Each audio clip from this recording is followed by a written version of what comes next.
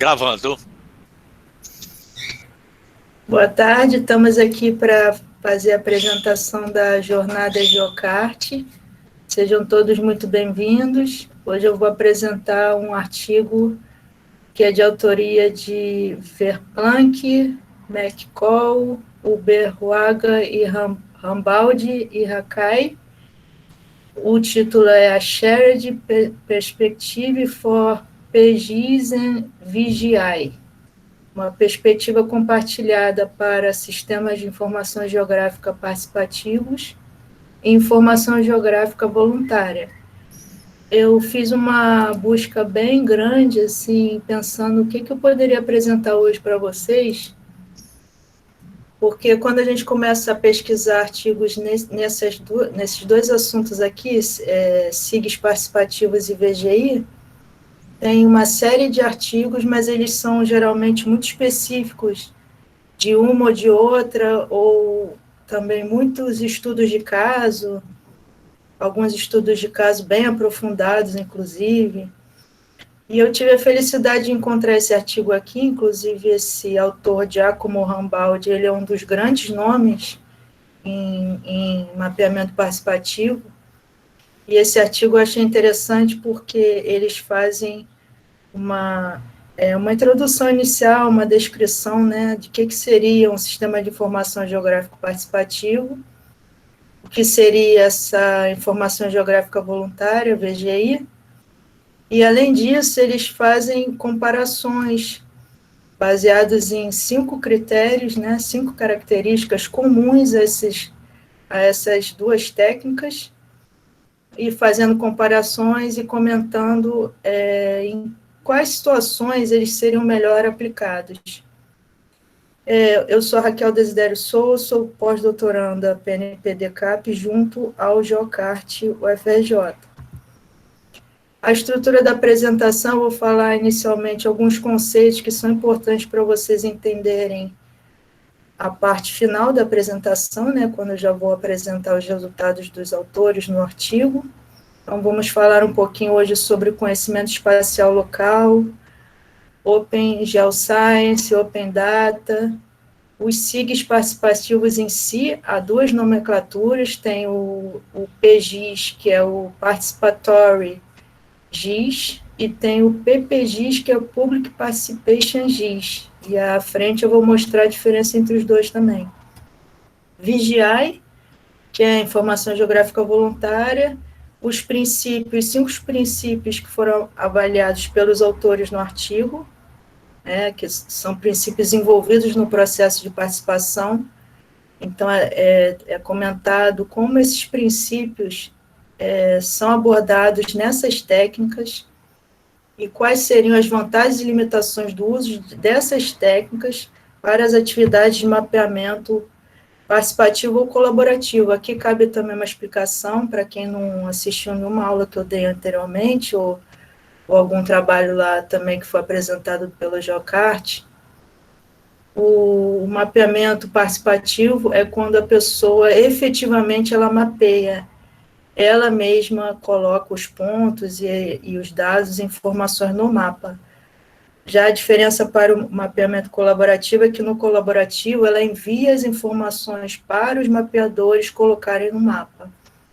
São detalhezinhos que são importantes no âmbito acadêmico, quando vocês forem escrever seus próprios trabalhos de pesquisa, seus artigos, capítulos de livro, é importante usar a terminologia correta para também, além da lisura científica, né, para que vocês possam ser compreendidos da melhor maneira possível. Aqui uma nuvem de palavras, né, dessa apresentação, para vocês já entrarem no clima. A gente vai falar um pouquinho sobre ética, sobre acesso à informação e dados, a escala, né, a escala de abrangência de mapeamento, 3 propriedades importantes também do dado geográfico, que é a acurácia, precisão e validação, GeoWeb, Web 2.0, alguns atores de mapeamento, como governo, comunidade, empresas. Além disso, confiança, o caráter colaborativo ou participativo também, que eu já expliquei, conceitos de Open Data, Big Data, empoderamento, e aqui eu citei também o OpenStreetMap, porque ela é hoje a grande plataforma de VGI, que já é considerada a grande plataforma, com bilhões de dados e milhões de usuários no mundo inteiro. Alguns conceitos iniciais, como eu comentei, para vocês poderem entender depois o que vai ser falado.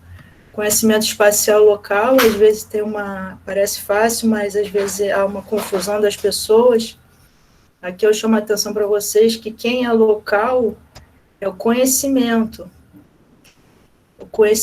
que está sendo colocado no mapa, é ele que é local.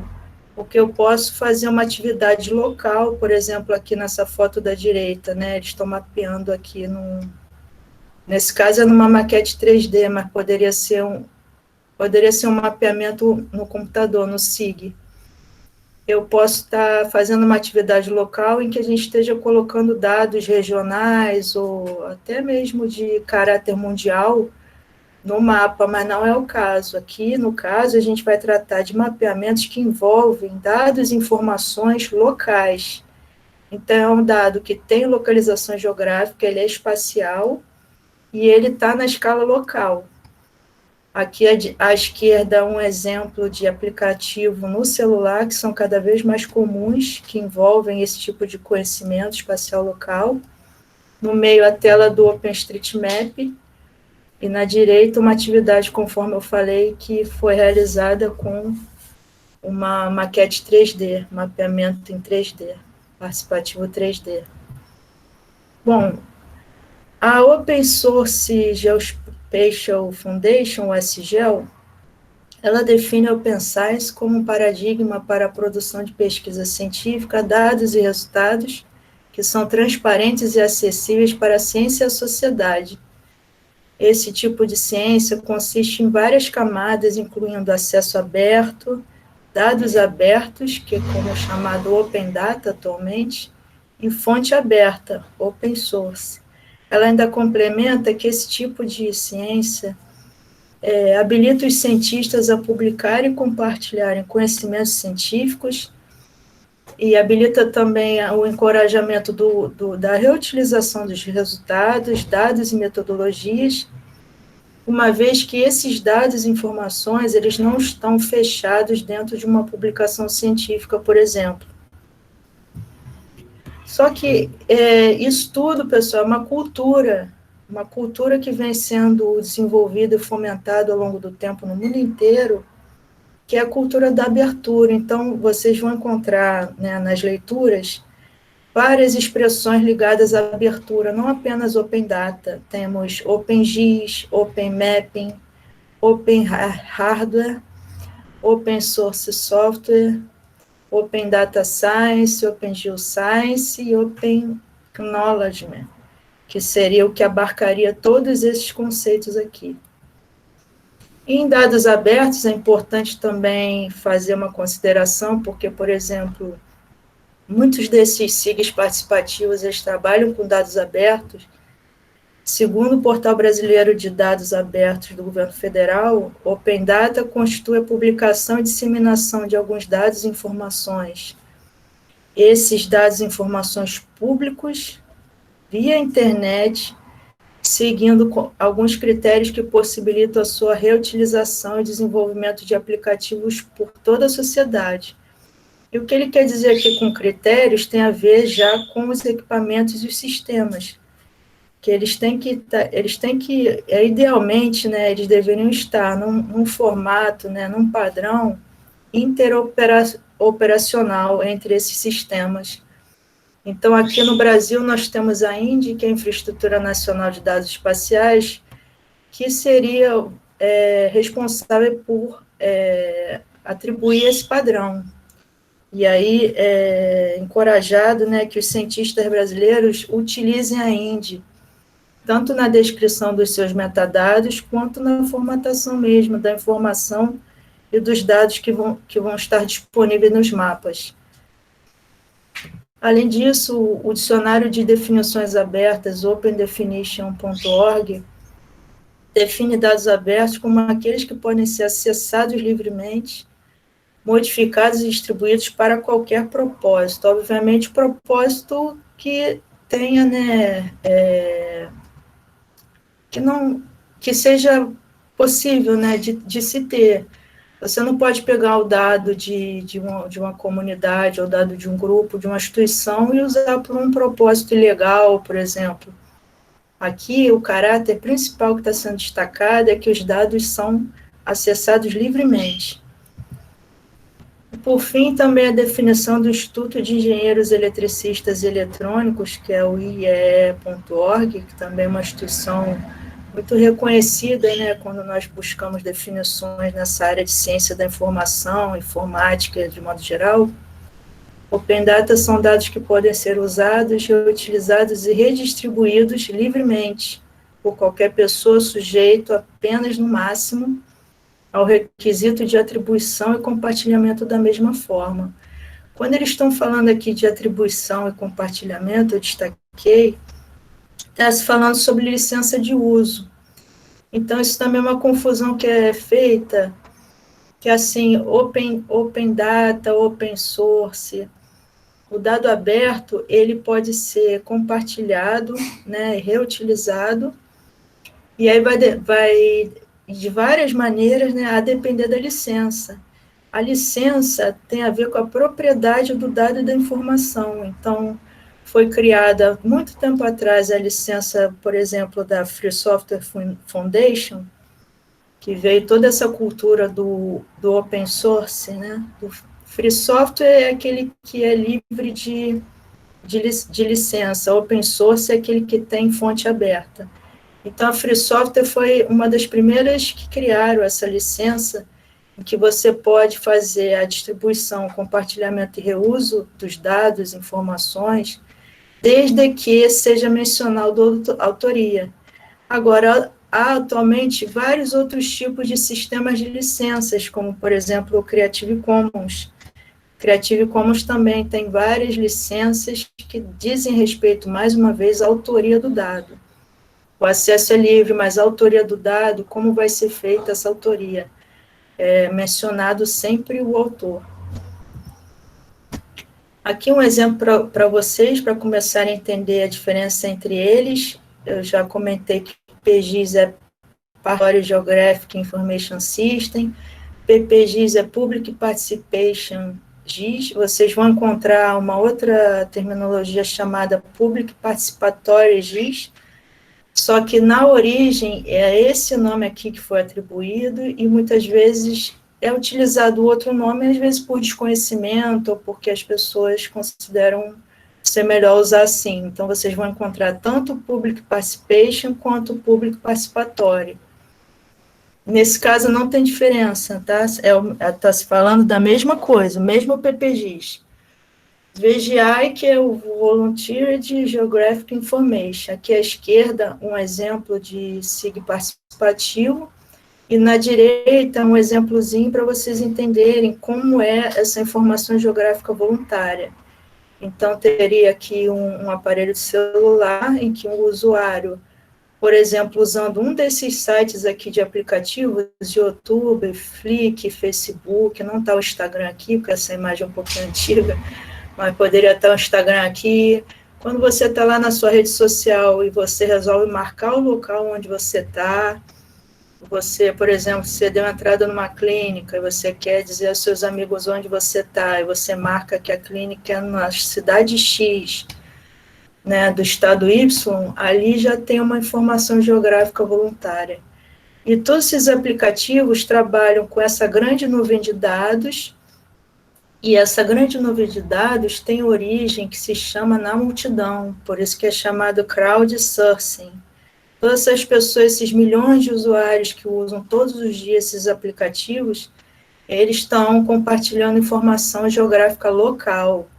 Mais uma vez, eu lembro a vocês, a informação é que é local. E aí, ao longo do tempo, foi criada essa expressão, né, de informação geográfica voluntária, porque é algo que vem sendo usado cada vez mais. Um exemplo de SIG participativo, para começar a mostrar para vocês a diferença do PGIS para o PPGIS, Isso daqui foi uma pesquisa que foi desenvolvida em Zanzibar, Tanzânia. Primeiro, ó, na letra D aqui à direita, nos quadradinhos aqui à direita, letra D, um grupo de pessoas da comunidade lá da Tanzânia, sob a orientação de um facilitador. Eles fizeram a marcação de pontos por cima de uma película que estava por cima, por sua vez, de uma imagem de satélite.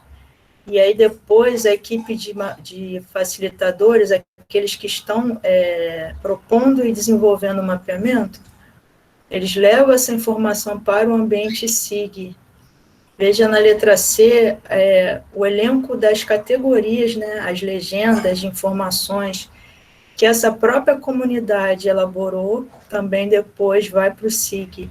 Da letra C, ele já chega no SIG com esse aspecto aqui das categorias de informações da legenda, e depois de tudo isso transportado para o ambiente computacional, os participantes do mapeamento, eles voltaram a verificar a informação já dentro do computador, tá vendo? Tem uma senhora aqui, tá ao lado do laptop, fazendo a verificação se aquilo tudo que eles mapearam aqui no papel foi corretamente passado para o ambiente SIG.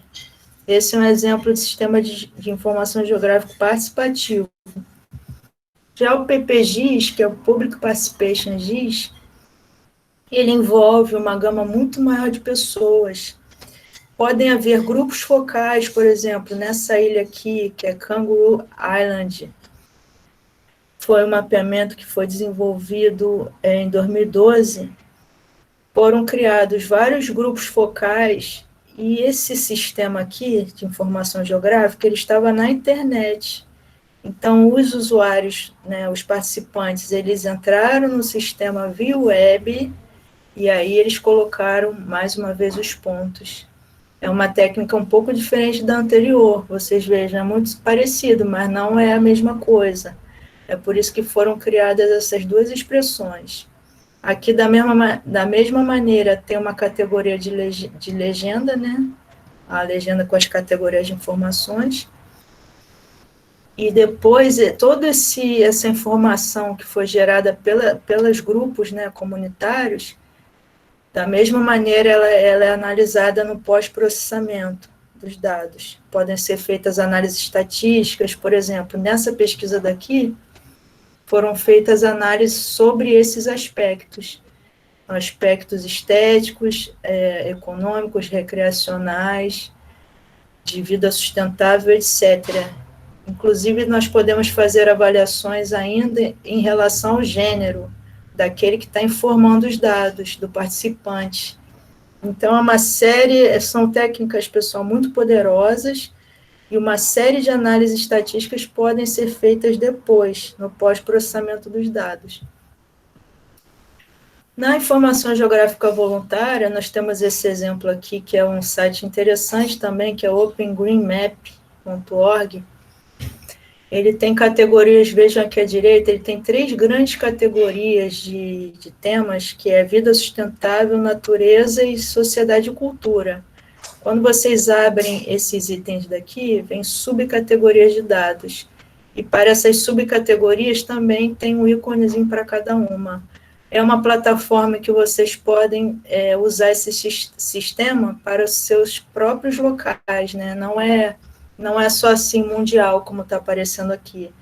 É um sistema que é aberto e vocês podem adaptar para o seu estudo de caso. Por exemplo, eu quero fazer um estudo de caso usando o VGI no Ceará. Então, pego a estrutura do OpenGreenMap, crio um login lá e vou usar a estrutura deles para fazer esse mapeamento. O outro grande exemplo que eu não coloquei aqui ainda, mas já mostrei no início, é o OpenStreetMap, que é a base colaborativa mais utilizada hoje no mundo. A disseminação desses sistemas de informações participativos, ela se deu há pelo menos 30, 40 anos atrás. Então, começou com esse Participatory Learning and Action, o PLA, em 1988. Foi uma publicação lançada pelo International Institute for Environment and Development, lá de Londres, e pelo Institute of Development Studies de Sussex, para compartilhar experiências e instrumentos de SIG participativo. Tem um link aqui também, depois vocês podem acessar o PLA. Mas a grande disseminação mesmo desses SIGs veio já depois do ano 2000, que já tinham algumas atividades que já tinham sido desenvolvidas, e foi realizada uma conferência internacional, então, denominada Mapping for Change, em que essas pessoas que já tinham desenvolvido as iniciativas se reuniram no Quênia, Nairobi, em setembro de 2005, para discutir a participação, né, no modo geral, o mapeamento participativo de um modo geral. Ela foi realizada por um pool muito maior de instituições, envolvendo inclusive aquele UN Habitat das Nações Unidas, e sobre a coordenação do IIED de Londres, o mesmo que estava presente em 1988. Só que aqui, pessoal, é um evento muito maior, e também, da mesma maneira, tem o link para vocês depois darem uma olhadinha lá. Bom, destrinchando mais a diferença entre esses dois tipos de SIG participativos, o PGIS e o PPGIS, o PGIS ele teve início na Europa e no Canadá. Já o PPGIS ele teve início nos Estados Unidos. A maior utilização do PGIS atualmente é no Hemisfério Sul. Muitas vezes são iniciativas dos próprios países do Hemisfério Sul, principalmente países da África e países insulares.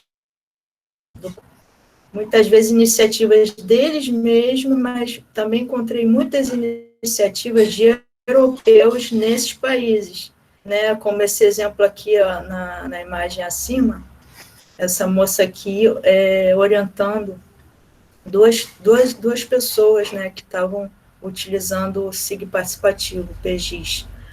Já o PPGIS, ele tem a maior utilização atualmente nos países do hemisfério norte, né, os países mais desenvolvidos, porque tem a ver com o caráter computacional dele. Como eu falei para vocês que o PPGIS, ele é um SIG que ele está na internet e ele envolve a participação de muito mais pessoas, a necessidade de, além de se ter um conhecimento maior em computação, você tem que ter poder computacional também. Então, a maior utilização atualmente são nos países desenvolvidos, né, países do hemisfério norte, principalmente Europa e Estados Unidos.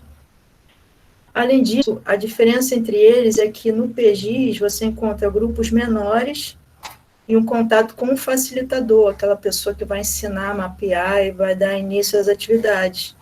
Já o PPGIS, você encontra grupos maiores, né, você consegue envolver muito mais pessoas. Por exemplo, encontrei iniciativas em que eles formavam vários grupos, como aquele de Kangaroo Island, que eu mostrei para vocês anteriormente, vários grupos, e esses grupos iam mapeando pela internet.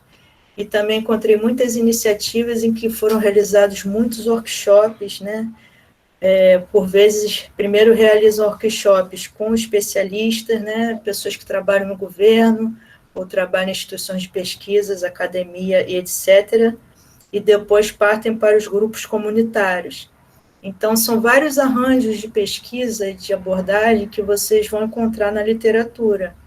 E aí tem que, quando vocês forem fazer o design experimental de vocês mesmos, de suas próprias pesquisas, procurar observar, né? Pega um artigo que fale sobre alguma pesquisa que utilizou PGIS ou PPGIS, veja como foi o design experimental, como foi montada a metodologia, se teve necessidade ou não de envolver mais ou menos pessoas para poder decidir qual técnica vai ser utilizada.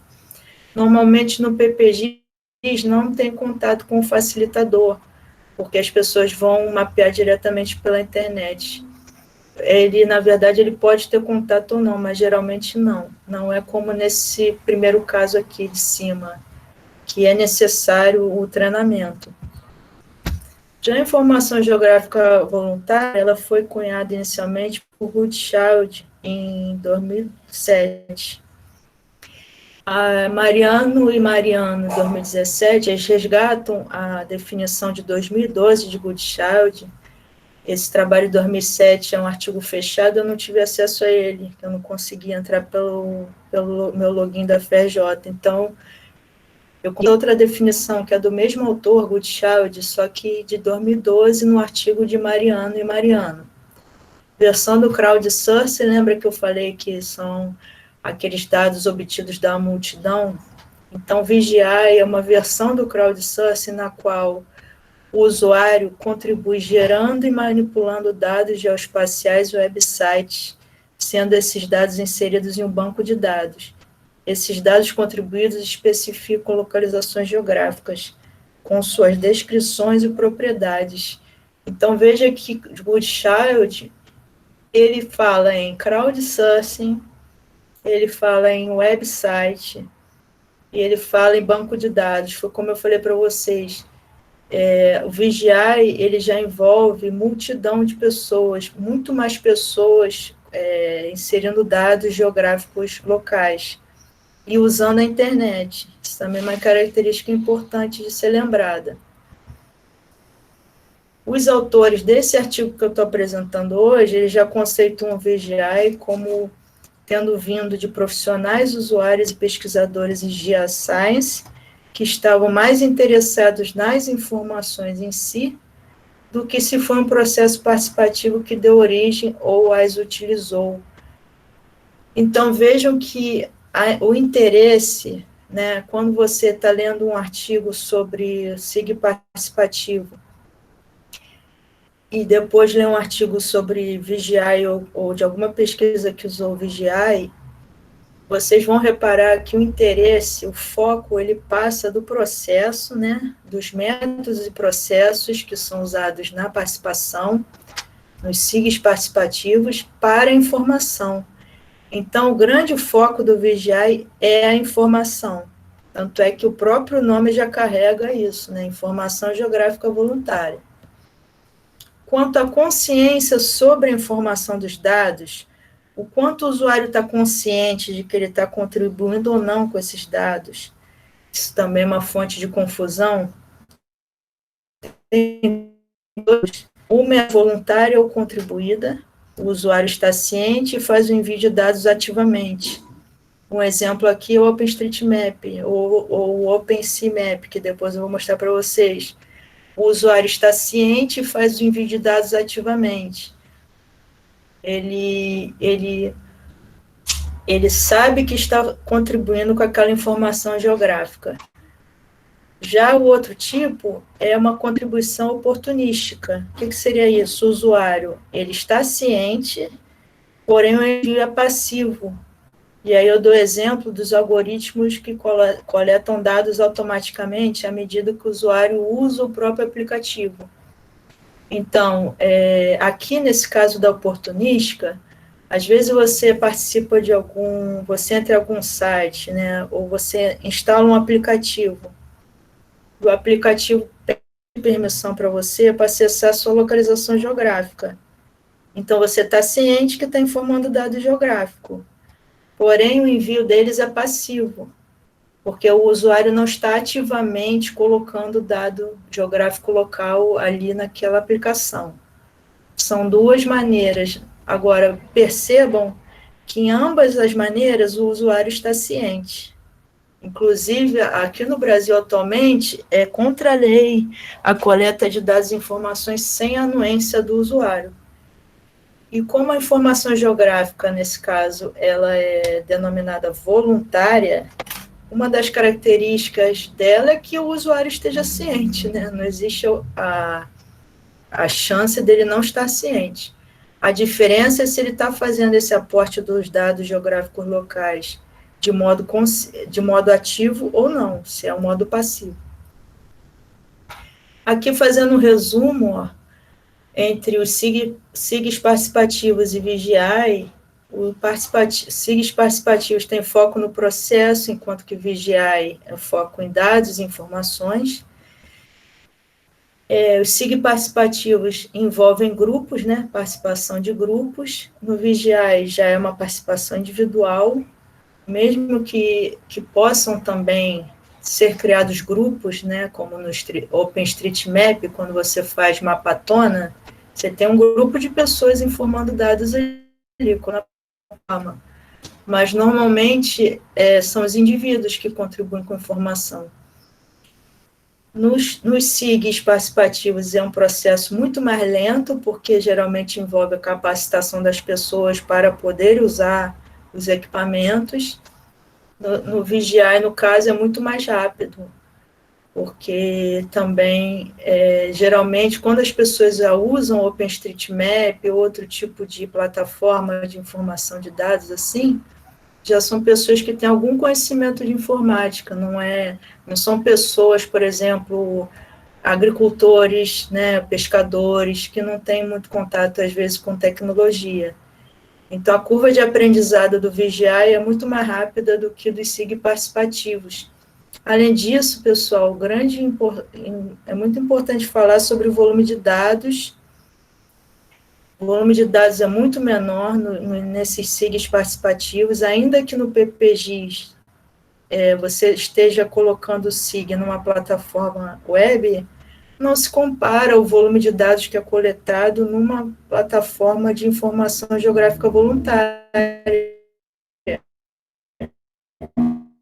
O início, o OpenLP já tem mais de usuários e bilhões de features de dados já cadastrados, dados geográficos. Além disso, no SIG participativo, a abrangência geográfica, né? A abrangência do local que você está mapeando é menor e no VGI é muito maior.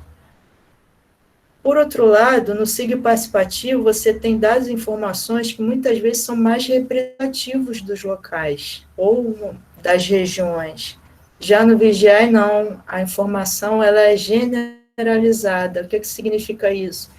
Se coleta muito mais dados, o volume muito maior de dados, que depois são processados e resumidos. Então, isso aqui se chama generalização de dados.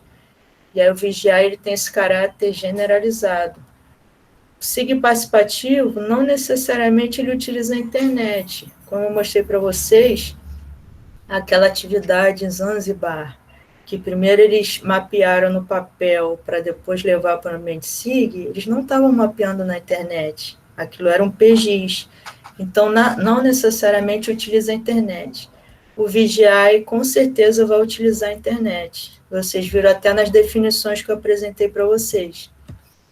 Então, entrando agora no artigo que está sendo apresentado por mim hoje, são 5 princípios que foram avaliados por eles, princípios relacionados à participação, né, nesses tipos de mapeamento.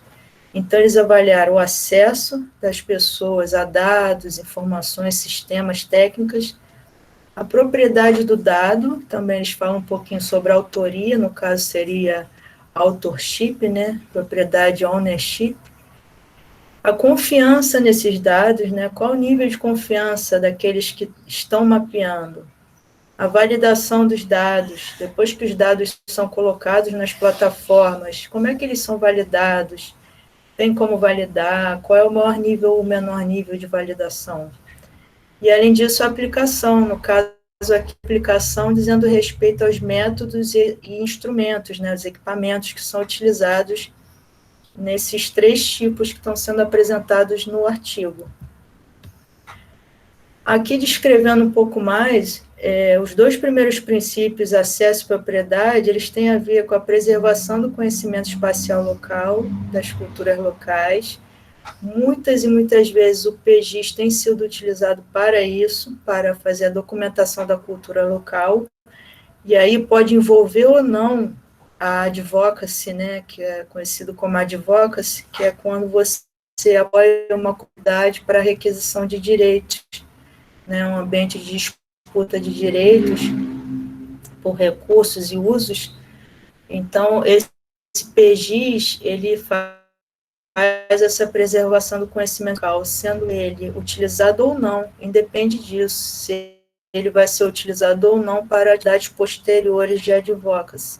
Além disso, fortalecimento da identidade local, à medida que as pessoas se reúnem para mapear, né, normalmente é o mapeamento de onde elas mesmo vivem, você aumenta essa identidade das pessoas com o local de residência. Além disso, geração e fortalecimento do empoderamento dessas comunidades. E aqui, empoderamento tem a ver com a comunidade participar dos processos envolvidos naquela região, por exemplo, algum planejamento espacial, e aí, incluindo essas atividades de mapeamento participativo, você traz a comunidade para o processo de planejamento e gestão. E isso é chamado de empoderamento. A comunidade ganha voz e ela se torna também uma outra palavra muito falada, visível, né? Você aumenta a visibilidade da comunidade. Terceiro princípio, confiança. Confiança tem a ver com o reconhecimento da autoria dos dados e a legitimação da propriedade do conhecimento espacial local. Além disso, segurança e preocupação ao usar ou disseminar conhecimento espacial local. São aspectos que, adiante, eu vou mostrar para vocês, tem a ver com a ética, né? Quando se elabora um tipo de mapeamento desse, que envolve as pessoas e o local onde elas residem, é muito importante tomar cuidado com alguns aspectos que eu vou mostrar também. Outros dois princípios finais, a validação e a aplicação, tem a ver com o conhecimento adquirido, se ele é relevante para as necessidades da população local, ou seja, se aquele conhecimento que foi obtido do mapeamento é um conhecimento que é representativo para aquela comunidade ou para a situação que está sendo avaliada.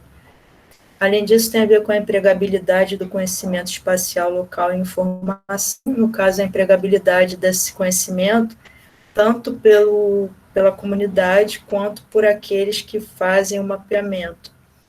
Por fim, desenvolvimento da capacidade local, como eu falei para vocês anteriormente, esse tipo de atividade, como envolve as comunidades, muitas vezes que não têm conhecimento técnico para desenvolver atividade, dando uma capacitação dessas pessoas também.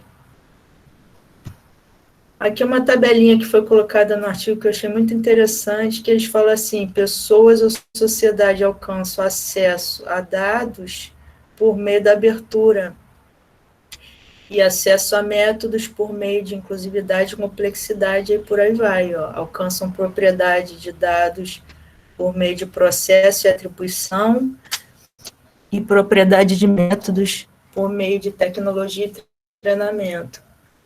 Obtém confiança em dados por meio de acurácia e precisão. Fazer um parênteses aqui para explicar rapidamente. A acurácia posicional é aquela que você avalia se aquele, vou dar um exemplo, aquele ponto é realmente o ponto onde está sendo medido. A precisão já tem a ver com os métodos e equipamentos. Se você tiver um aparelho de GPS, e a precisão vai ser dada pelo aparelho em tantas casas decimais, e você fazendo a repetição da medida, se aquela medida continua sendo a mesma ou muito próxima, né? Só pode variar na última casa decimal.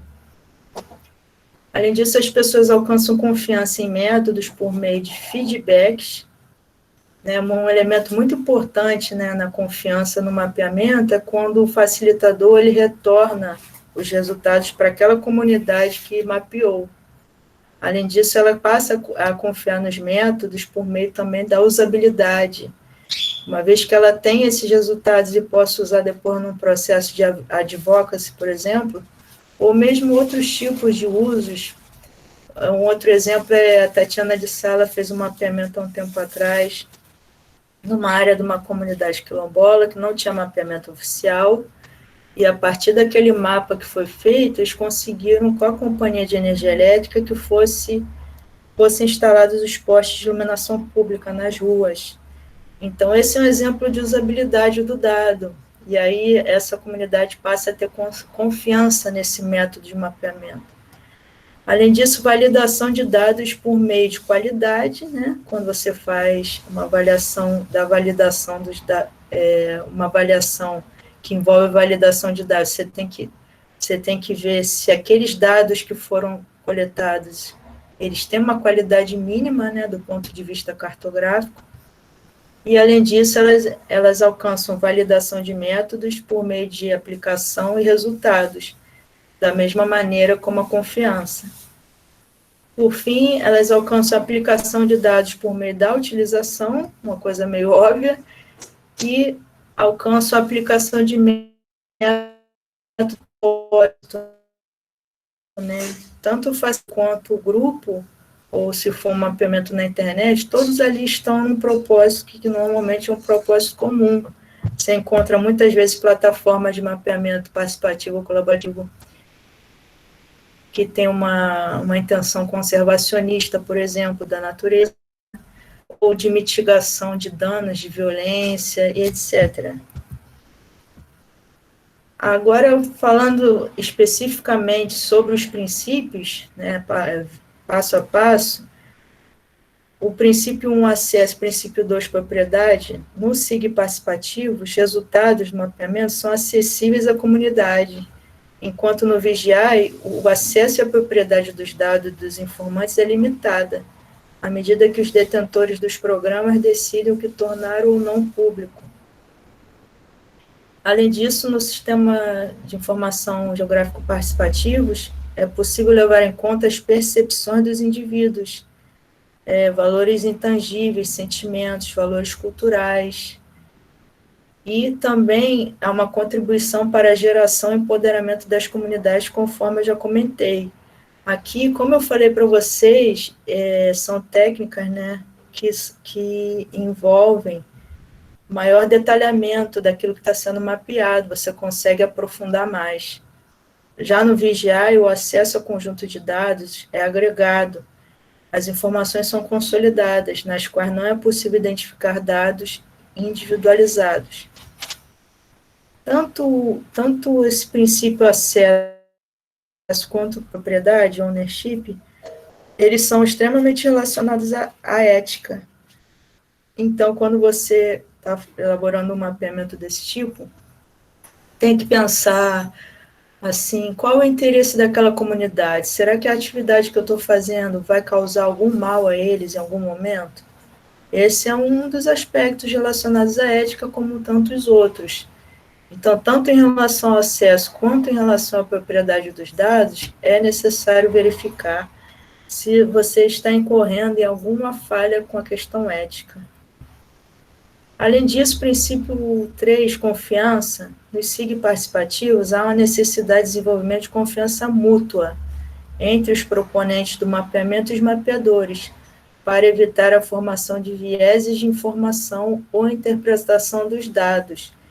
Se você chega numa comunidade para fazer um mapeamento participativo usando um sistema de informação geográfico, como eu falei antes, tem que perceber se aquela atividade que você vai fazer vai resultar em dados, informações representativos daquela situação e daquela comunidade, para não carregar vieses, né? Vieses tanto de informação quanto dos dados.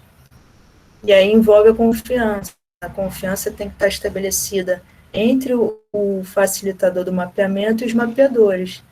Quanto maior for essa confiança mútua, maior possibilidade de adquirir percepções mais profundas, né? As pessoas que estão mapeando, os participantes, eles vão começar a se abrir para o facilitador. Ele vai começar a compartilhar, às vezes, dados que ele tinha medo de compartilhar com outras pessoas, por exemplo. O maior peso da acurácia representacional. Lembra que eu falei da acurácia posicional? Que é quando você verifica, né, se aquela medida do ponto que você tomou é exatamente ali, aquele ponto. Existe também uma expressão chamada acurácia representacional, que quer dizer se aquela informação, aquele dado está realmente representando o fenômeno, a situação, se está representando um grupo ou um ambiente. Então, a acurácia representacional. ela tem maior peso do que a posicional, ainda que a posicional esteja presente. Não é que ela não esteja presente, ambas estão presentes. Mas quando se faz um mapeamento participativo com o SIG, a acurácia representacional ela tem um peso maior. Já no VGI, a confiança frequentemente é atribuída artificialmente. Eu dei um exemplo lá no início, quando você abre uma conta, por exemplo, no Facebook, e você tem os termos, né? É porque normalmente as pessoas não leem os termos, ela clica na caixinha e manda seguir. Mas lendo os termos, vocês vão ver que é solicitada uma aceitação expressa desses termos dos aplicativos, para que você possa autorizar a informação dos dados, a fim de que você consiga utilizar a plataforma. Então, esse tipo de confiança do VGI, eu estou chamando de atribuída artificialmente. Você não está conversando com ninguém, você não discutiu o assunto com alguém. É atribuída pela máquina, você marca uma caixinha de verificação e cria a sua conta. Além disso, a confiança, nesse caso do VGI, ela é muito atribuída às instituições e empresas que têm as plataformas, e aí envolve credibilidade. O que é mais caro, pessoal, é essas instituições, principalmente se forem empresas, tá? Se forem empresas, é muito mais. É a credibilidade. A marca de uma empresa, ela cresce e ela se mantém ao longo do tempo por causa da credibilidade.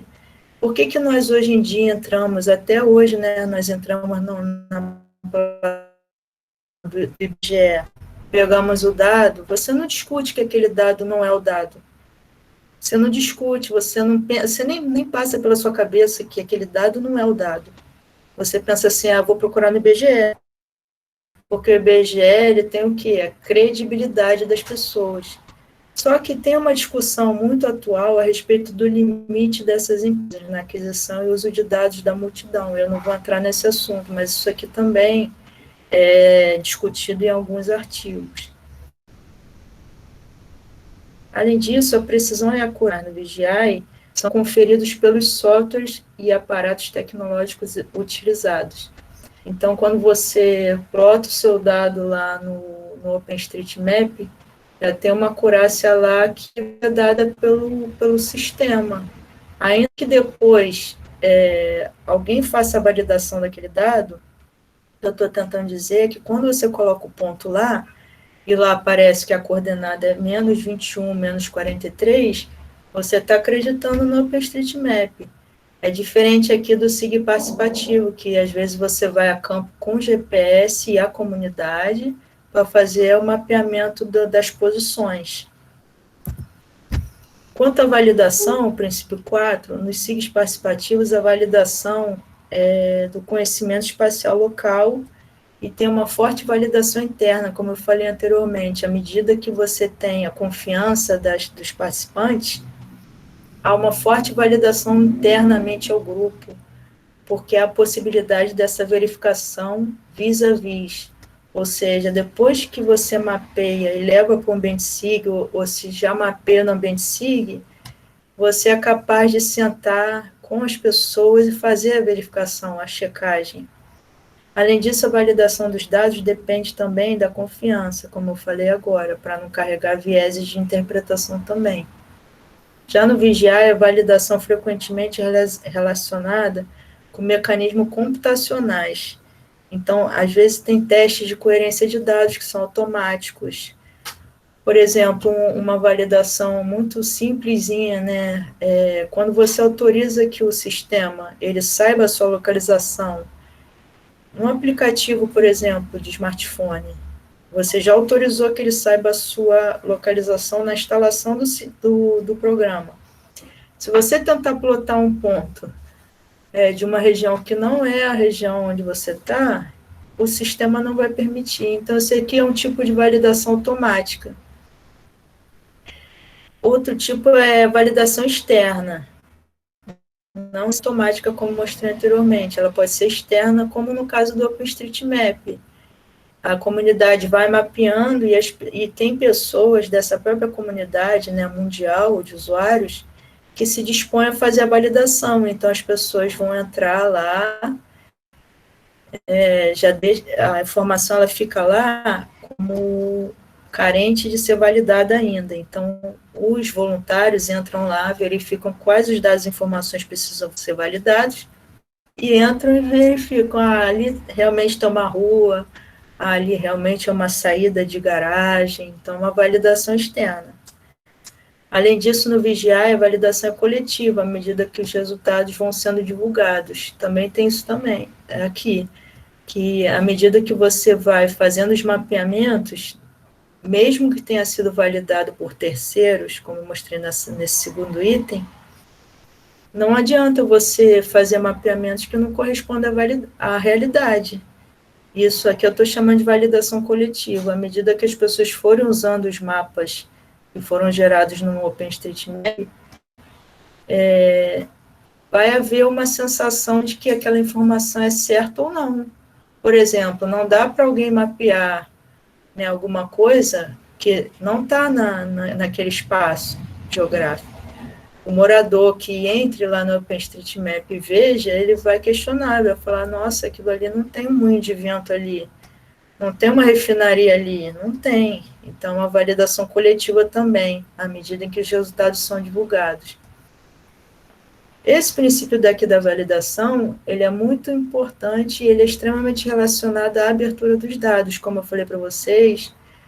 Isso tudo só é possível, esse tipo de validação, porque os dados são abertos, eles são acessíveis a você observar, né, utilizando a internet. O último princípio que foi avaliado pelos autores é a aplicação. A aplicação aqui, no caso, diz respeito às técnicas e equipamentos, né, aparelhos que são utilizados. Nos SIG participativos, há necessidade de treinamento dos mapeadores. Maior complexidade da prática, por incrível que pareça, né, porque às vezes a gente pensa assim, mas nossa, o OpenStreetMap é muito mais complicado do que um SIG participativo. Não. Aqui a complexidade é da prática, à medida que pode envolver aspectos intangíveis, ou seja, como transformar, por exemplo, esses dados em medidas mensuráveis. Né? A gente vive numa sociedade de muita valoração, né? Tudo a gente valora. Como eu vou valorar aspectos intangíveis, né? Sensações de pertencimento, sensações de segurança, muitas vezes, né? Eu já vi iniciativas, há muito tempo atrás também, aquele George Gartner, que é lá da ICA, ele deu uma palestra na FRJ, ele estava mostrando que no campus da universidade eles estavam fazendo um mapeamento participativo e que os alunos podiam, já naquela época, acho que 2012, eles podiam, pelo smartphone, marcar no campus, né, no mapa do campus que estava no smartphone, se aquela via da universidade ele estava se sentindo inseguro ou não. Então, por exemplo, trazendo para a nossa realidade, se tivesse da FJ num programa desse, num aplicativozinho de celular, a gente passando ali na avenida do CCMN, visse alguma coisa, sentisse seguro, poderia marcar lá. Me senti inseguro. Depois, todos esses dados são trabalhados. Então, como transformar isso em dados mensuráveis? Muitas vezes se usa escala, mas tem outras técnicas também envolvidas. Então, a complexidade que eu digo aqui não é de aprender o sistema em si, é a complexidade da prática toda, né? O aparato, desde o aparato até a utilização e processamento dos dados. Pode haver dificuldade em traduzir a complexidade da situação em categorias e legendas de dados, e maior demanda de tempo de execução. Como eu falei, muitas vezes, esses SIG participativos você tem que treinar pessoas que não têm menor contato com o computador, ou já tem contato com o computador, mas não usa como nós usamos, né, praticamente o dia inteiro em frente ao computador. Por isso, a maior demanda de tempo de execução. Já o VGI tem necessidade ou não de treinamento dos usuários, já tem usuários que são praticamente autodidatas, né? Geralmente quem usa essas plataformas já tem algum conhecimento de informática, uso frequente de mecanismos automáticos ou semiautomáticos com categorias pré-concebidas, ou seja, aqui no SIG participativo, Normalmente as comunidades vão elaborar as categorias, né, vão criar as categorias que depois vão fazer parte da legenda do mapa. O VGI normalmente já tem as categorias pré-concebidas. No OpenStreetMap você pode até criar novas categorias, mas você já encontra as categorias lá. O uso preponderante de tecnologias remotas, como foi dito lá no início na definição de VGI, envolve a internet necessariamente, vai ter que usar a internet, então o uso aqui preponderantemente é de tecnologias remotas.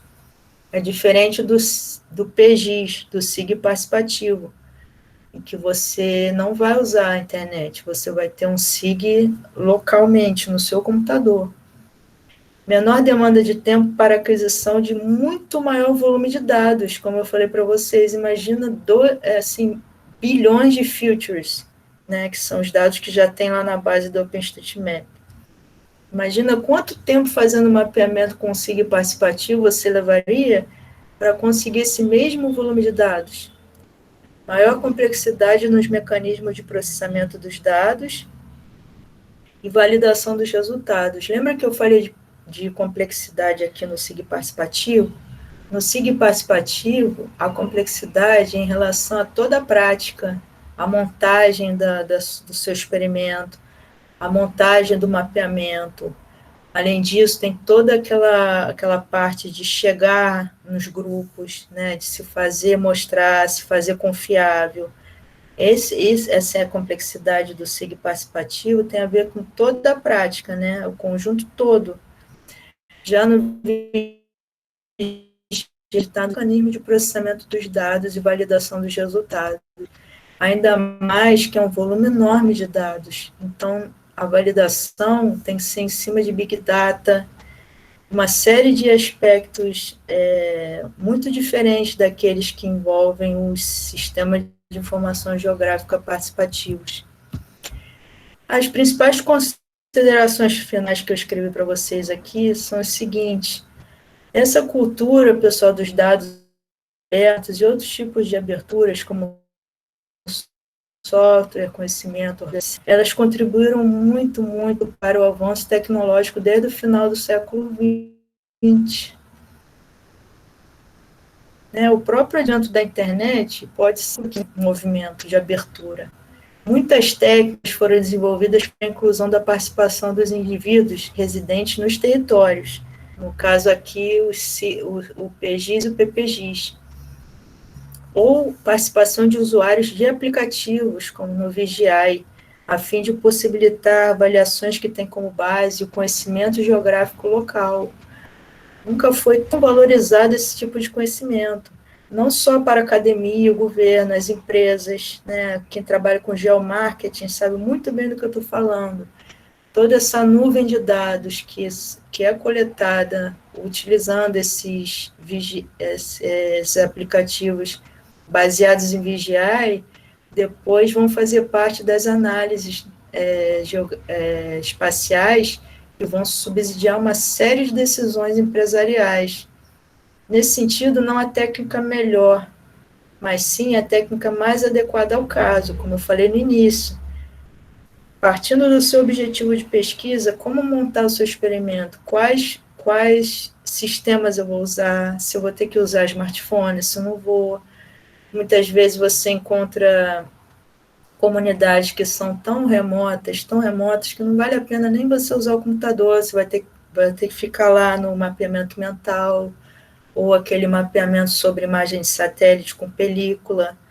Então, isso tudo tem que ser avaliado. Não é que uma técnica seja a melhor de todas, a campeoníssima, não é isso. Para cada caso, vai ter que ser analisada qual é a técnica mais adequada, sendo imprescindível, nesse caso, observar as características inerentes a cada uma, a fim de que você alcance seu objetivo da melhor maneira possível. Ainda assim, todas essas técnicas que foram mostradas envolvem princípios que são comuns a todas elas e, da mesma maneira, necessitam ser observados para fazer melhor utilização das mesmas. Então, não basta só conhecer a técnica também, né, as características de cada técnica e do seu público-alvo, vamos dizer assim, né, o grupo grupo de participantes que você vai envolver. Você tem que conhecer os princípios da participação, esses 5, pelo menos, que foram mostrados aqui, para avaliar a melhor maneira de conduzir a atividade. Material suplementar, deixa a lista de tais aqui, também uma lista de aplicações web e agradeço a audiência. Vou só mostrar rapidamente aqui, eu separei alguns sites no navegador, a diferença entre eles. Ó. Isso aqui, primeiro eu vou começar a mostrar a vocês mapas que só são interativos. Eles não são participativos. Isso aqui é o mapa das mais populosas do mundo. Se você for passando o mouse,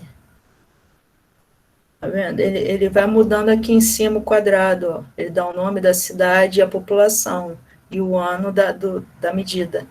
Essa base aqui é da Edge e foi utilizado o Leaflet, que é um pluginzinho para você fazer essa animação do mapa, para ele ficar animado. Esse mapa aqui, pessoal, ele é só interativo, não é participativo.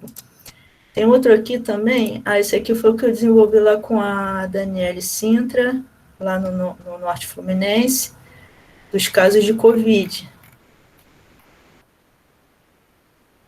Esse aqui também. Aqui, ó. Tá vendo? Passa o mouse, esses dados aqui, elas pegam diretamente das secretarias de saúde. Não teve participação de pessoas. Pega direto das secretarias de saúde e está aqui animado no mapa. É diferente para esse Open Green Map, ó, que eu comentei no início, que é um mapa colaborativo, no caso. As categorias aqui de informação. Tá vendo? Vida sustentável. Você abre a persiana, tem uma série de categorias aqui: economia verde, tecnologia e design, mobilidade, para a categoria natureza. Esse aqui é colaborativo, porque você vem aqui, sugira um site, clica aqui, tem um formulário. No formulário, você vai preencher o formulário, vai ser enviado lá para o sistema, e aí sim eles vão plotar no mapa.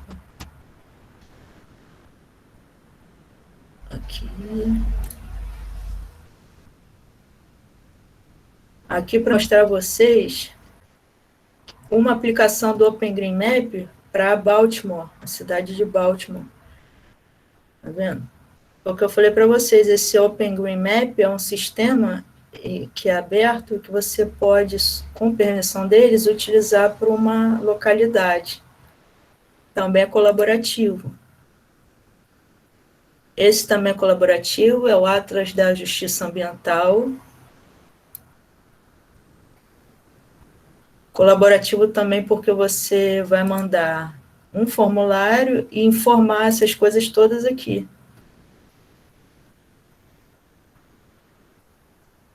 Clicando, você vai para o ponto. E a fichinha do ponto. Esse é o mapa de justiça ambiental. Mais um colaborativo. Esse da cidade de Nova York. Esse é bem legal. A cidade de Nova York, ela permite, né, possibilita que o cidadão ele faça sugestões em como utilizar o dinheiro público. Então, aqui na direita tem as categorias, ó, cultura, escola, educação, ambiente, moradias, trânsito. E as pessoas podem submeter ideias, né? Tá vendo aqui? Submite uma ideia, você escreve uma lota, gostaria que fosse implementada a sua ideia.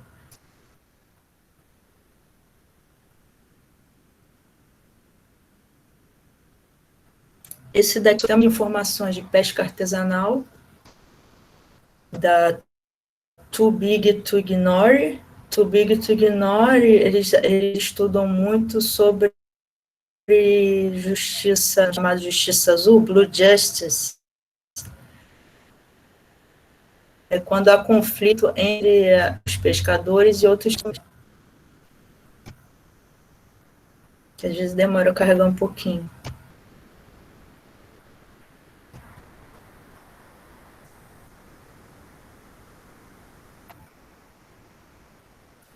A demora a carregar, não tem a chave que eles estão usando. Se é uma base da Edge, se é uma base do OpenStreetMap, se tem muito JavaScript ou não. Vou tentar abrir um outro aqui para não perder tempo.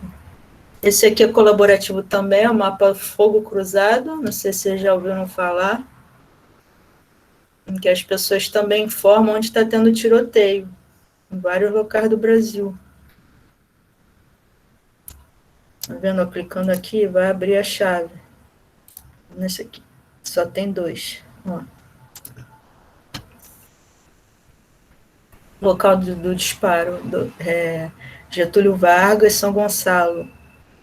Rua Getúlio Vargas, São Gonçalo. Tem a data, dia 27, foi ontem, 7h30 da noite. Então, esse aqui também é colaborativo. A pessoa informa através do aplicativo. Ele tem um aplicativo de celular. E depois a equipe plota, né, no mapa. Aqui são modelos participativos 3D, como eu mostrei lá no início. Esse site aqui, ele mostra várias iniciativas em modelos 3D. É o mapa também. Ó, esse aqui já carregou, é o mapa do Too Big to Ignore, dos pescadores artesanais.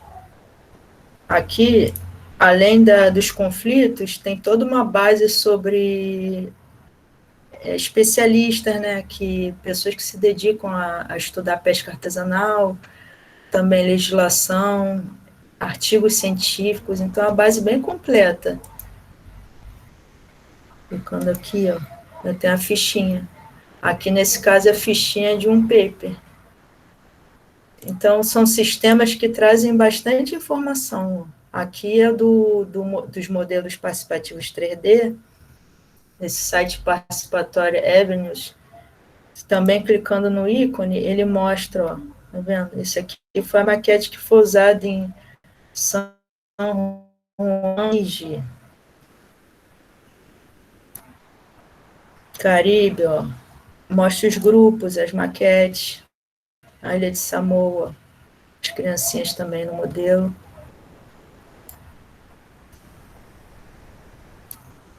Aqui, já entrando em PPGs, foi mais difícil de encontrar. Esse daqui, a gente não vai conseguir ver o mapa ainda, porque tem que ser morador de lá. Mas esse foi um PPGs que foi criado pela Universidade de Leeds, em que eles mapeiam onde estão sendo dispostos o lixo nuclear, lá no Reino Unido. Outro PPGs é um mapa de Barbados. Esse foi desenvolvido com o My Maps do Google. Vindo aqui tem uma legenda, tá vendo? A legenda: trabalhadores da União de Barbados, espaços verdes, corais, deslizamento de terra, manguezais, etc. Essa atividade aqui foi desenvolvida pelos próprios moradores dos locais, utilizando a internet. Então, PPGIS. VGI e o OpenStreetMap, né, o nosso grande exemplo. Para usar, basta criar uma conta aqui na direita, ó, criar conta, e começar a mapear. Tem que aprender os instrumentos que são utilizados para você colocar os dados, mas é também bem tranquilo de aprender. E uma variação do OpenStreetMap, que usa a base dele, mas que tem um tema muito especial, que é o OpenSeaMap, que eu também não sei se vocês conhecem. O OpenSeaMap, ele está em alemão, mas eu vou botar em inglês aqui. Ele tem 5 línguas aqui, 6 línguas para escolher. Aqui, Full Screen Chart. Aí ele vai mostrar o mapa. Vindo aqui, tem as legendas, ó. Vou botar o tráfego marítimo. O tráfego marítimo, ele plota os dados daquele site Marine Traffic. Então, esse OpenSeaMap, ele também ele utiliza a base do OpenStreetMap, também um exemplo de VGI. E o último que eu vou mostrar para você, dando mais um exemplo de Open Data, aqui são todas as iniciativas de Open Data que tem na cidade de Nova York também. Todos esses endereços, pessoal, botei lá no final da apresentação, e depois vocês podem explorar também isso daqui. É interessante ver como foram montados, né, os sites e como é a participação das pessoas nesses tipos de mapeamento, para vocês entenderem melhor tudo aquilo que eu falei. Tá? Vou parar a apresentação e fico à disposição aí para os comentários e as perguntas. Obrigada. Raquel, só para falar rapidinho, Muito bom. O Sérgio fez uma pergunta aqui, ó, que de repente você já está falando, aí já emenda. Se tem algum para temática turística, algum VGI, PPGs ou PGs? Acho que eu vi só PGs. Eu não consegui ver VGI de... E, na verdade, eu vi em paper. Tá, Sérgio? Eu não vi na internet. Na verdade, eu me surpreendi que tem pouquíssimos na internet dessas aplicações. Eu encontrei Eu encontrei muitas iniciativas que já terminaram. É assim, eles montam na internet, mapeiam, às vezes é uma cidade inteira mapeando. Depois você não encontra mais o link. É uma pena, né? Porque é tão legal ver funcionando. Eu vou te passar do artigo que eu apresentei a semana passada, que é um chinês. E aí, meio que o país todo, com representações de patrimônio da China. Mas aí eu não sei, né? Porque como eu não sou da área, eu não sei como é que eles fizeram aquilo. Talvez você olhando, você consiga me responder se foi dessa forma aí que você está falando, participativo. Tem uma chance grande, eu acho, porque como é o país todo, né? E tá muito... O único problema é que está tudo em chinês, né? Mas assim, é legal, você consegue ver tudo botado, né? E aí, no caso, nessa parte mais para o turismo mesmo. Eu vou te passar e dar uma olhada. O OpenStreetMap do chinês é diferente, é um outro OpenStreetMap, né? Completamente diferente. Então, desculpa, hein, Paulo, eu cortei aí os aplausos para a Raquel aí, desculpa, tá, Raquel? Parabéns aí pela apresentação. Não, mas aí a gente pode bater palma agora para ela. Eu tô feliz que eu tomei a vacina, gente. Pô. Parabéns. Mas você tomou qual? A Pfizer? Corona. A Corona? Então vai virar jacaré. Daqui a um mês está lá. Raquel, parabéns aí pela tua apresentação. Muito esclarecedora. Eu acho que você colocou a estrutura formal de tudo isso que tem sido discutido nessa época, e eu acho que você também abordou dois princípios que são fundamentais nessa nossa visão hoje de informática, internet, etc. O primeiro aspecto é o aspecto da formalidade das nossas definições. Isso é essencial. As definições todas têm que ser formais, todas. A gente não pode colocar uma definição que seja numa estrutura informal.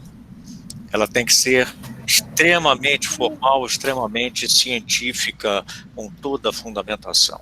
Então, isso é uma característica essencial de toda definição. O conceito a gente pode brincar com ele, a gente pode variar, coloca formal, informal, então o conceito a gente tem essa flexibilidade, mas a definição não, a definição tem que ser formal. E um outro aspecto que você abordou também é a respeito da infraestrutura nacional de dados espaciais.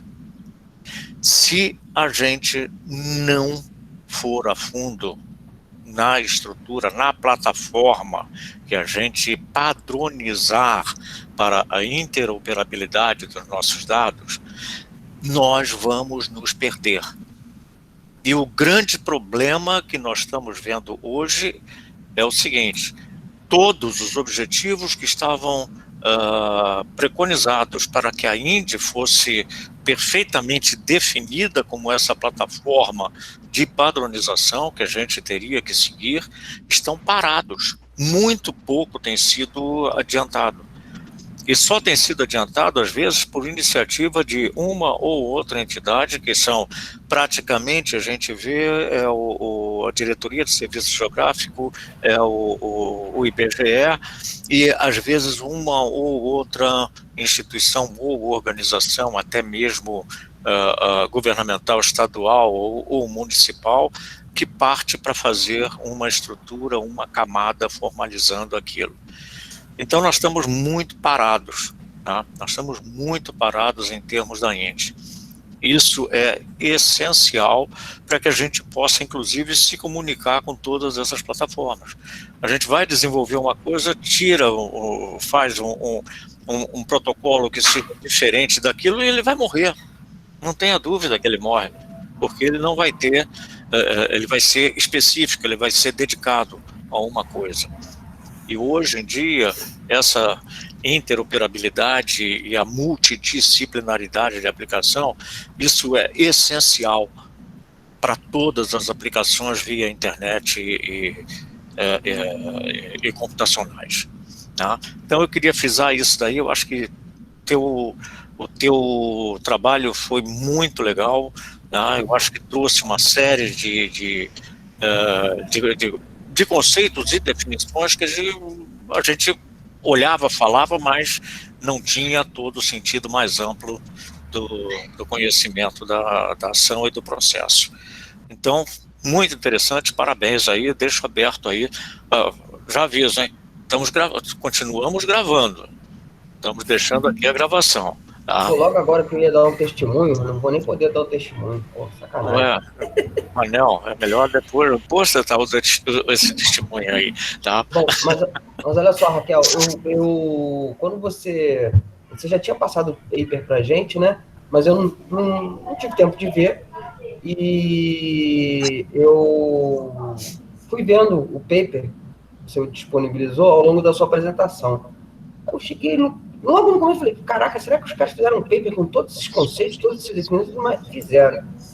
Só que aí eu percebi que no final você foi além do que eles apresentaram também. Ou seja, que é o espírito da nossa jornada, né? É pegar um artigo, ler o artigo, apresentar o artigo, mas ir além também, né?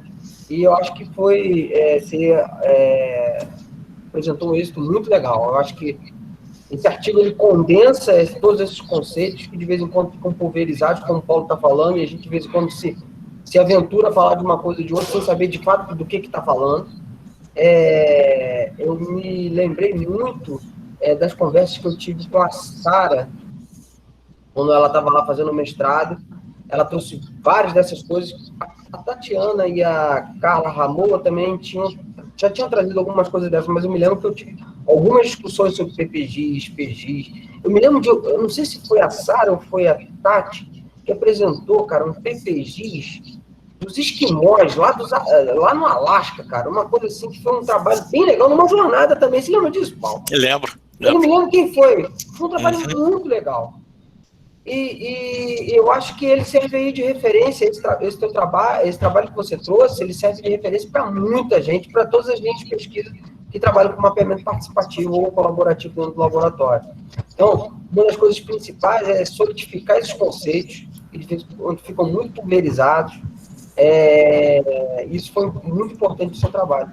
E você falou uma coisa, o último comentário, tá, gente? Você falou uma coisa que me chamou bastante a atenção. Peraí.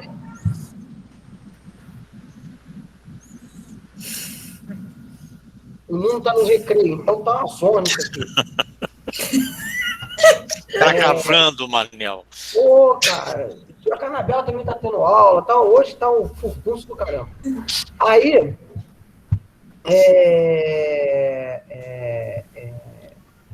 tá ele falando. Desculpa, me perdi aqui, mas vou voltar. Eu acho que foi legal. Agora, uma coisa importante, né? A gente vive num mundo onde os conceitos e as definições, principalmente, elas são muito pueris, né? O conceito básico, a estrutura básica existe, mas as definições vão variando muito, né? Por exemplo, a definição do que é um mapa, né? Isso vai evoluindo ao longo do tempo, né? Hoje a gente tem diferentes plataformas, diferentes capacidades de representação. Então, isso está sendo muito modificado. Inclusive, essas técnicas que você apresentou hoje, tem muitas coisas aí que não são... Por exemplo, tem gente que faz mapeamento participativo colaborativo usando um PPGIS, um PGIS, ou usando um VGI, mas tem gente que mistura tudo. Exatamente. Tem gente que mistura tudo e não está errado. Não. Qual é a melhor técnica, que foi o que você falou, é aquela que se melhor adequa ao meu trabalho. Por exemplo, no trabalho da Tatiana com os quilombolas lá da Costa Verde, eu não sei como é que ela chegou no fim, mas ela no início ela tinha pensado também em passar por os mais novos da comunidade, que já tem smartphone, usam internet o tempo todo, um aplicativo de mão, que nem o Viconsaga, lá do Thiago, que o Thiago se disponibilizou a ajudar, não sei se ela evoluiu nisso ou não, que vai mapeando as coisas também pontualmente, depois já põe isso numa plataforma, e ela também pode jogar as informações que ela levantou com o overlay aí que você falou, numa mesma base, aí você está misturando coisas. Ou seja, as possibilidades são imensas, né? E isso é importante porque você cria diferentes alternativas e para fazer um trabalho desse, e além disso, não só as diferentes alternativas, como a conjugação das diferentes alternativas. Acho que isso é importante. Aí daqui a pouco vai ter um PPVGI da vida aí. Uma coisa... Mas esse que é o grande barato da ciência, né? Se ela tivesse pronto e acabado, não ia ter graça nenhuma. É verdade. E evolui muito rápido. E o professor estava falando de interoperabilidade, eu estava me lembrando que uma vez assisti uma palestra no Latinoed de 2008, lá em Foz do Iguaçu. Aí foi um rapaz que ele tinha uma empresa de consultoria e ele falou que muitas vezes era convidado pelos prefeitos, né, secretários, para fazer capacitação. Quando chegava lá na secretaria, era muito engraçado que ele falava que o pessoal só ficava fazendo download e upload, né? Quando você não tem interoperabilidade, não está tudo num lugar só, como é a plataforma lá do governo federal, com a Indy, com o GeoNetwork, você tem que ficar baixando e levantando tudo o tempo todo, e muitas vezes fica desatualizado, né? Porque não tem essa velocidade de ficar atualizando, né? Uma pessoa, uma equipe, é diferente de você jogar para um sistema e o sistema está lá, se vira lá. O sistema mesmo vai mostrar se está atualizado ou não. É o conceito do portal, não? Você tem um portal e nesse portal você vai concentrar todas as informações que estão dentro daquele padrão estipulado pelo portal. É muito importante isso para poder avançar, como o senhor falou. É muito importante. E aí ele fazia a capacitação dos funcionários da prefeitura e eles paravam com isso, de ficar importando e exportando dado. Eles já criavam um mecanismozinho naquela época, em 2008, um mecanismozinho com programação que já fazia automaticamente, já baixava os dados automaticamente de tempos em tempos. Como os dados de saúde. Os dados de saúde estão lá no Ministério da Saúde, mas tem maneiras da gente pegar os dados diretamente e baixar direto no computador, sem ter que ficar indo no site, né, fazer o filtro, arquivo CSV ou qualquer outro formato, aí joga o arquivo para dentro do seu SIG. Gente, isso daí já havia crucis, né? Mas, como eu falei, envolve capacitação, envolve aquilo que o senhor falou também em outro momento. O professor Paulo falou que o Brasil não tem cultura de dados. Não tem. Nenhuma. De dados, e como tem de dados, não tem de metadados. Pô, menos ainda. Mas olha só, agora se conforta vocês, há 20 anos atrás, a gente tinha que produzir as nossas bases cartográficas, tá? Hoje a gente já tem bastante coisa disponível. Ou seja, bases para fazer os nossos mapeamentos temáticos, né, Paulo? MapViewer, se lembra? Quantas balinhas de Guanabara você já tinha vetorizado na vida? Vetorizado, não digitalizado. Vetorizado. Tá? Em mesa digitalizadora. Uhum. É isso aí. É uma evolução, né? É que de vez em quando a gente tem que brigar para a gente conseguir evoluir em alguma coisa, né? Mas... Quem era estagiário lá no laboratório ganhava uma mesa digitalizadora daquelas em pé, tá? Então ele ficava sentado aqui digitalizando a Baía de Guanabara. Era um espetáculo. E também eu reparei... Pelo menos eles ganhavam uma coisa. Chocolate. E também eu reparei lendo os artigos que às vezes tem uma confusão entre essas expressões, PGIS, PPGIS. Tem, o que é participativo, o que é colaborativo. Uhum. Então, quanto melhor o nosso rigor, né, melhor vai ser o nosso artigo, eu me lembro de livro. Eu me lembro nas discussões que eu tive com a Sara, na dissertação dela, sobre o conceito de voluntário, né? Efetivamente, o que é voluntário? Você tem um aplicativo, antigamente nem perguntavam se você queria compartilhar sua posição com o aplicativo, só quando o aplicativo funciona. Nem perguntava. Então, já ia pegando tudo. Ou então, o aplicativo de trânsito do Google Maps funciona como, né? Uhum. Ou seja, eu estou rastreando, tem uma galera que está ali naquele mesmo lugar e não anda de jeito nenhum, está engarrafado. Gente, ou seja, aí tem um algoritmo que trabalha em cima disso, mesmo sem você ter disponibilizado sua localização. O que é uma coisa assim. E outra coisa importante que você falou também, Raquel, é a questão da validação, né? Desculpa eu remontar sempre a dissertação da Sara, mas é uma dissertação que tem lá disponível no laboratório, quem quiser depois, vale a pena dar uma lida, porque ela faz uma discussão conceitual bem legal. Mas era questão, por exemplo, da validação dos dados do onde tem barricada, que era um outro site que ela fez uma avaliação. Não sei se o Tomás já ouviu falar esse termo, barricada. Aqui no Rio de Janeiro tem alguns lugares que tem barricada, a polícia não pode entrar, tem muita coisa que não dá para entrar. Então tinha um mapeamento voluntário, participativo, né? Do onde tem barricada e do onde tem tiroteio, né? O OTT, que agora mudou o nome, né? Mas como é que é a validação desse dado, né? É tudo muito complicado, cara. Tudo muito complicado. Uhum. Complicado. Mas hoje em dia, se você entra em um determinado site, a primeira coisa que você recebe é assim: nosso site utiliza cookies, você autoriza? Se você autorizar, você já está dando abertura para ele saber a respeito da tua localização, da tua posição, e isso já vai para a base de dados dele. Então, verdade. É que nem site que você tem que preencher e-mail ou telefone. Uhum. Antigamente era e-mail, mas e-mail a gente começa a filtrar, né? Spam, essas coisas assim. Agora, telefone, o que eu recebo de mensagem, que não é o WhatsApp, mensagem de texto, de Casa Bahia, não sei, eu nunca comprei nesses lugares, Telerio, chega esse... Mas eu comprei e falei de você, então você está ferrado. Cachorro. E a norma brasileira, ela obriga o site a avisar você, mas ela não proíbe, por exemplo, tem às vezes aplicativo que você quer instalar no celular, e ele pergunta a você assim, vai compartilhar seus dados? Às vezes quer agenda, às vezes quer foto, quer tudo que está lá dentro do seu aparelho. Uhum. Aí muitas vezes eu dizia não, né? Eu dizia não, aí o programa fechava, quer dizer, eu não conseguia instalar. Uhum. Era uma opção que eu fazia, mas não instalava. Então, a norma brasileira é que eles têm que avisar você. Mas eu acho que deveria ter um avanço no sentido de eles coibir esse tipo de coisa, sabe? Que eu poderia usar o aplicativo optando por não compartilhar minhas fotos, minhas mensagens, meus vídeos.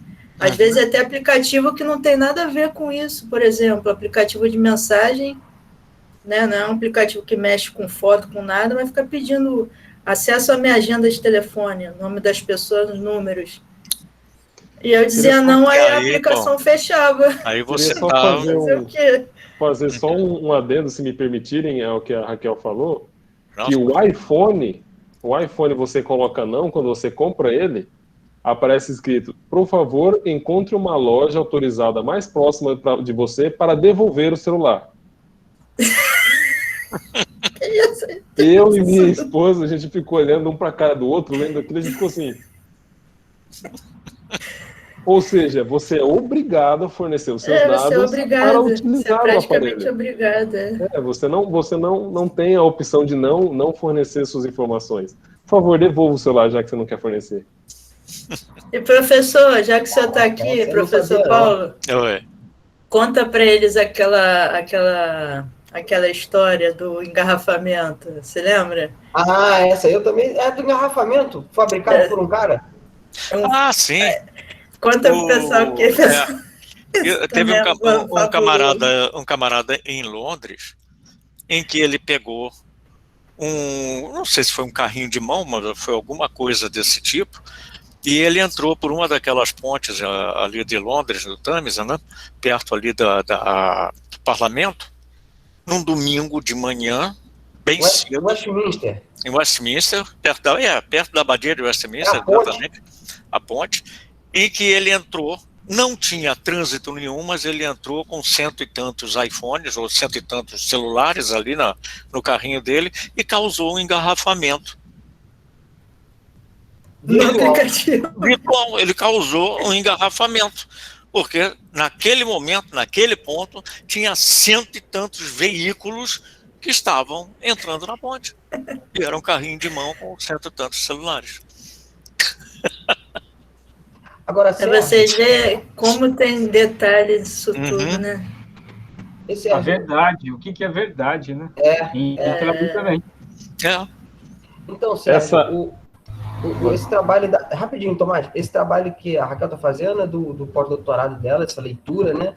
Que ela está usando isso no pós-doutorado dela.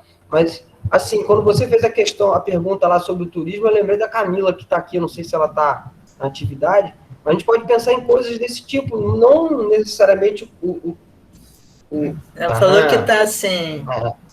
Então podemos falar mal dela. Já que ela está aí, ela pode se defender. Está gravando. Não para trabalhar com turismo tradicional, mas de repente com turismo de comunidades, alguma coisa assim, para tentar fazer um tipo de mapeamento nesse estilo. Sim. Podemos pensar nisso mais para frente. Ou comparar, né? Ou comparar também. Deixa ela sobreviver à teoria da geografia.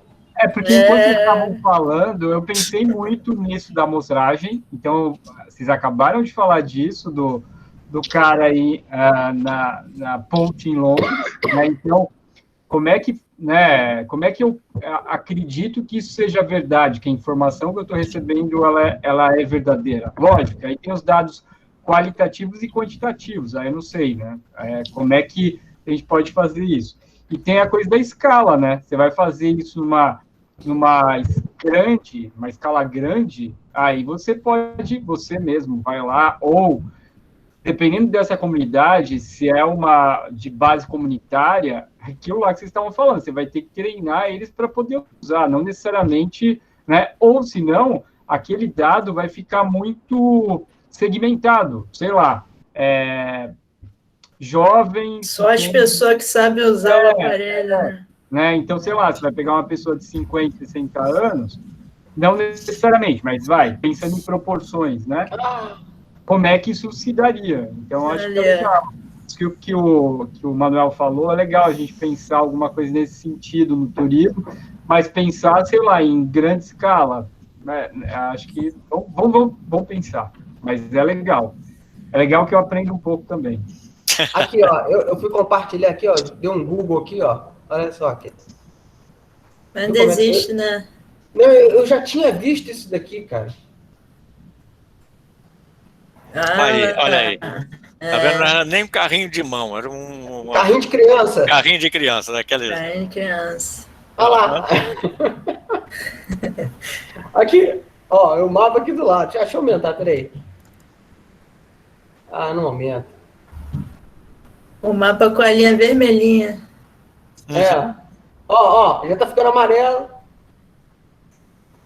Tá começando a ficar vermelho, ficou vermelho. Muito bom. E foi só um carrinho de mão só, né? Ele botou tudo junto no mesmo carrinho. Tudo junto. Um carrinho de mão, né? Tudo junto, um carrinho de criança. Exatamente. Genial.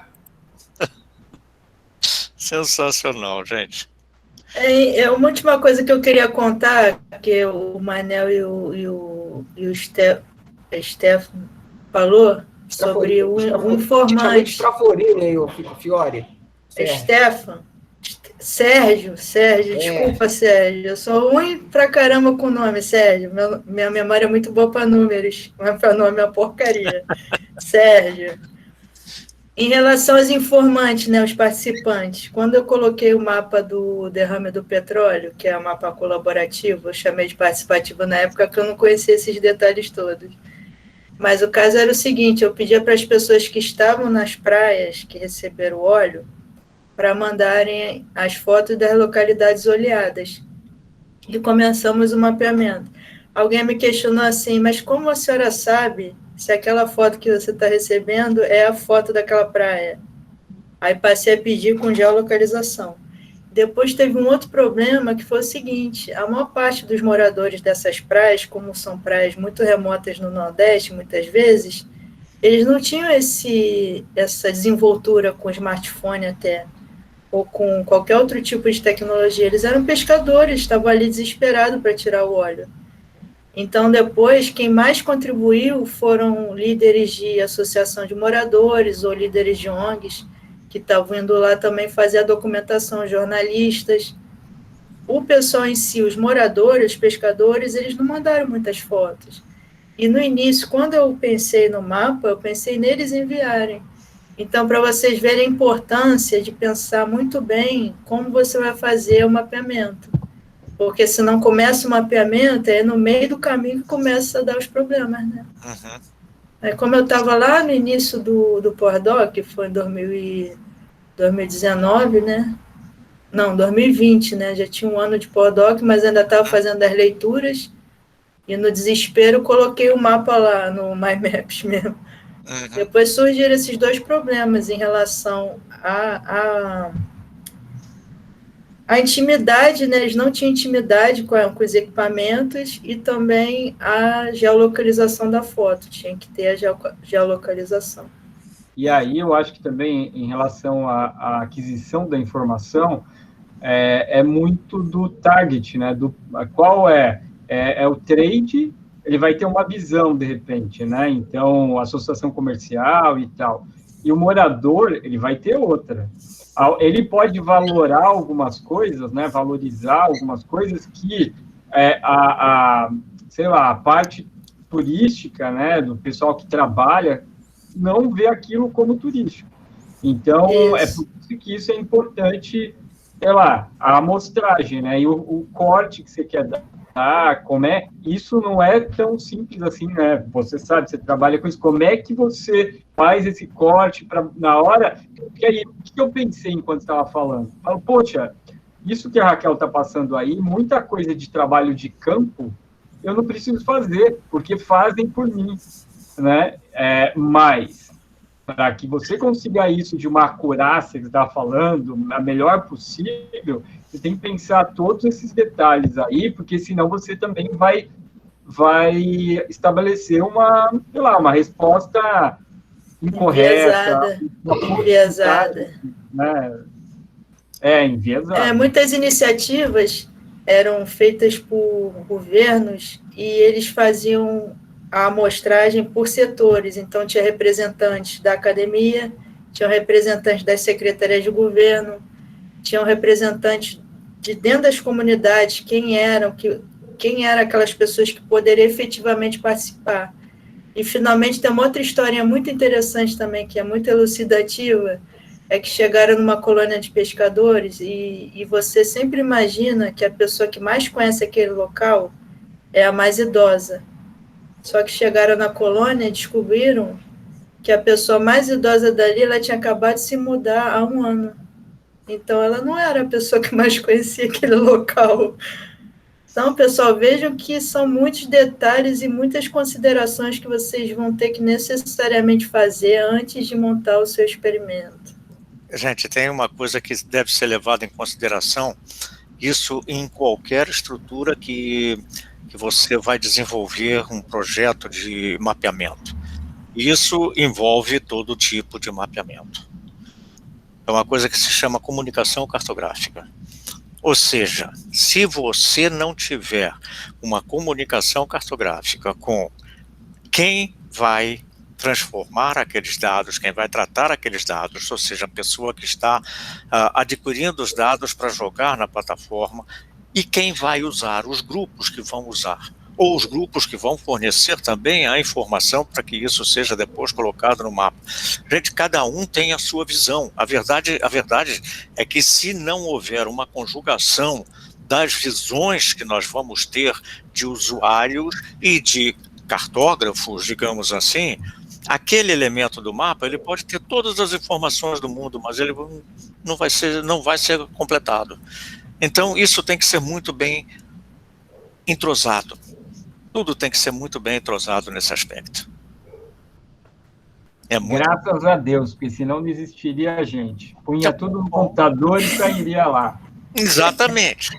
Exatamente. Acho que eu brinco nas minhas aulas de cartografia temática é o seguinte: imagina pegar o mapa oficial do IBGE e botar ele como bandeja, aquele papel de bandeja do McLanche Feliz do McDonald's. As crianças vão pegar o mapa, vão rasgar, vão fazer porcaria nenhuma. Agora, se pegarem uma versão ilustrada, estou fazendo assim porque ele está em cima de mim, do Sérgio, aí eles vão olhar com mais interesse. Olha, isso aqui tem um Cristo Redentor, aquilo ali tem... Comunicação cartográfica é tudo, cara. Uhum. O próprio Taylor faz isso, fala isso lá nas definições dele, né, Paulo? Exatamente. O dente também, melhor dizendo o dente. O dente. A comunicação facilitada de ideias. Uhum. É isso aí, cara. Senão não atinge o objetivo. Uhum. Ok, gente. Eu acho que foi ótima a apresentação da Raquel, a nossa participação aí, a participação de todos, tá? E estão convidados para a semana que vem. Não vai ter a jornada, mas vai ter a live com o Francisco Stein. O papo é imperdível. Imperdível. Sérgio, ó, imperdível. E você que gosta, é imperdível. É imperdível, Sérgio. Tá? 16h30, não, 17 horas. Não. 17 horas, depois a gente passa o contato aí para quem não está no grupo para todo mundo. Passa para outras pessoas aí também. Uhum, tranquilo. Aí deixa eu vender o peixe. E em setembro é a viola de arame. Uhum. É o Atlas da viola de arame. Também muito legal esse. Tranquilo. Tá bom, gente. Grande Obrigada, abraço. Gente. Raquel, eu vou parar a gravação. Vou parar a gravação aqui e depois eu mando para você disseminar aí com o pessoal. Tá bom. Ok?